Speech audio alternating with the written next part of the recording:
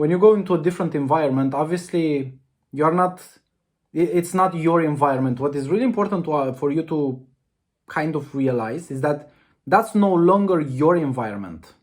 It's no longer an environment that you control, right? Because when you're at home, this is an environment, it's your environment mainly, well, partially, but for the part that you're responsible for, that's your environment. And you control that. You pay for the house, you decide when to go to sleep, when to wake up. That's your environment. And that's why it's easier to actually design it in a way that serves your best purpose, right? But when we exit the environment and we enter somebody else's environment, and that's a key to understand, right? When you enter somebody else's environment, of course, rules are different. Not everyone wakes up at 5. Not everyone goes to sleep at 11. I don't know. And in order to, so first of all, that is totally possible for you to uphold and maintain your habits the way you want them. In a different environment, an environment that you don't control, that is totally possible. But sometimes you might need to communicate with people in advance, like saying like, hey, I'm coming to you, I'm going to stay here, right?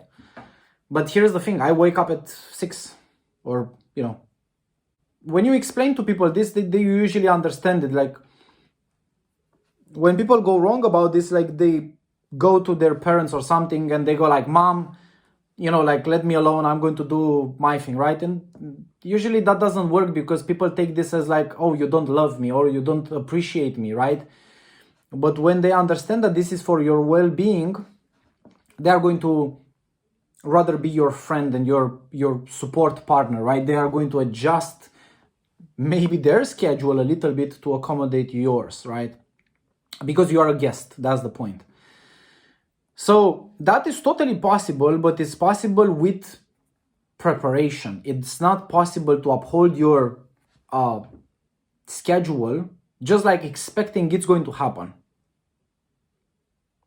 That's the point. That this is where most people fail, is because they go into a different environment. They don't understand the rules are different. And they expect, oh, I should be able to continue to do exactly the things that I was doing back in my home. And sure enough, they realize, oh shit, like a few weeks passed and like I'm off track. Like, why? Well, mainly because you switch tracks. And now you are not on your track. You are partially on your mom's, dad's, girlfriend, boyfriend, whatever tracks, right? It's a work of seeing problems in advance, or seeing what is about to come and preparing for that, like basically adjusting in advance. That's the best way to put it. Because once you get thrown in the environment, well, the environment, guess what? It does what an environment does. It encompasses you, it grabs you. And it grabs also your habits and things that you want to do in your schedule and things that you want to stick and abide by. It grabs all of that and just like scrambles with it. First, acknowledge that you might get thrown off balance for a short while, but if you stay at it, basically if you maintain like an active awareness, like what am I doing? What am I doing today? Like, have I managed to wake up when I wanted, to do the things that I want, right? Checking up with yourself. If you do that long enough, even if you get thrown off balance or off track, just the act of awareness, you are going to like, oh, wait, I'm off track. So what should I be doing? Come back on track. And that means sometimes adapt. Okay, that didn't work. Then you go and ask, okay, how else can I stick to my schedule since we have those requirements A, B, and C, right? This environment sometimes comes with different requirements, right? Which are basically very restrictive on your schedule. And the adaptation comes, you adapting yourself is the part of where you acknowledge what are the restrictions, what basically goes against what you want, and then you find a workaround. You find an alternative way to still do it. It's constant practice on who you want to be, who you want to show up to be, right? Like, what do you want to show up like? Or how do you want to show up like? It's a constant practice of basically living your vision. It's basically, you know who you want to be, but guess what? That doesn't happen unless you practice that every day. And sure enough, when you basically practice, you live the person that you want to become, you become the person that you want to become. When you want to become something, make sure that you act like that as often as you can. It's simple as that. Some people call this practice. Other people call this training yourself. For me, I'm not into labels so much. For as long as I do what the guy that I want to become does, I am him. It's a matter of realigning over and over again until there is no reason to realign, because you become it. You see, some people, for example, have trouble understanding why structure is useful. Especially creative people have trouble understanding why structure is useful. They think like, oh, if I have structure, if I have habits and routines, that means my creative outlet or my creativity is going to be stifled. Which is not true, because it's actually structure which allows you to be creative in the first place. For your creativity will not really find a way out. It's ultimately structure which supports creativity. Stick with it. So I think you're right.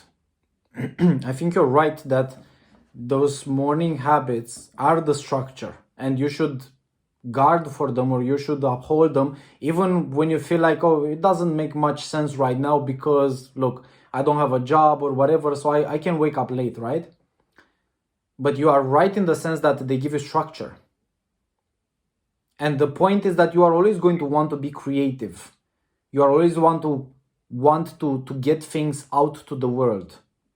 That, like, it's with certainty. No matter what you are do, no matter what you are going to do, you are going to be creative in one form or the other, right? But you have to allow yourself. So that's why make sure that you respect, like, you want to wake up early, make a commitment that, hey, this is here to stay. This is a keeper. There's no discussion about this, right? It's because it gives me structure and helps me and supports me to achieve everything else. Well, if that is not important, what is then, right? That's a supportive habit. It's something that allows for everything else to happen. It's just two different types of things. Some things are results oriented and they give results. You create the course, you sell, you make money, you see the money in the bank account, and that's quantifiable, invisible. And then you wake up at 6 a.m. and you feel like, why the fuck am I doing this? Like, wait, my bank account didn't get bigger because I wake up at 6, right? But it's always understanding there are two types of inputs. Inputs that create visible outputs and inputs that create invisible outputs. And sure enough, invisible outputs control the visible outputs. Since you are switching jobs and there is a transition for you, this is the best opportunity for you to reevaluate also on your structure. Right? Morning routines, when you wake up and things like that. It's like redesign. You have designed some time ago, now it's time to redesign. More like tweak and optimize. Well, guess what? When you lose a framework, guess what you should be doing next? Constructing a new framework. Constructing a new structure that you are going to ride off for the next time to come. That's it. We are getting back on. Exactly. Yes, getting back on track, but having a new structure. Your previous job and the way your life has been, playing out day by day, it was a structure in itself, right? You had some rules and limitations which give you structure. Now, with that being out of the way, you are somehow feel like, hanging out in the air, like I'm floating, I'm free floating in here. I don't know exactly what and where, right? And I'm saying that's why you should reevaluate your morning routines, what you want to keep, what you want to not keep, or maybe to introduce, because we are building a new structure. That's the point. Okay, but what happens, let's say that I want to wake up at 6 a.m. And when I wake up, I don't feel like great. I don't feel like, I want to do it, right? So that means it's not a 10. That means I should not keep it. And I'm saying no. What you should be evaluating is not necessarily how hard it is to actually do it. It's how good it feels after you have done it.